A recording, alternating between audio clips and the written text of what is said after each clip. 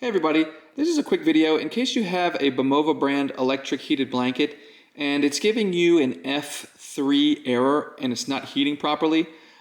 So what can you do to get rid of this and get your blanket working again? So the F3 error, like most of the errors with these blankets, has to do with some kind of a connection issue. So what you want to do to get rid of this is turn it off and unplug it.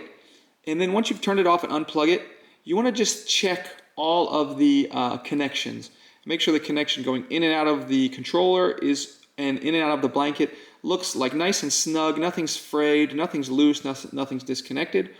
And then when you plug it back in, don't plug it in via an extension cord or a power strip.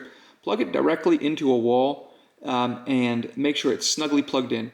Then see if that doesn't get rid of this error. And if it does, and it was on an extension cord before, well, you know you probably shouldn't be using that extension cord because it's not heavy duty enough to carry the electricity that the blanket needs.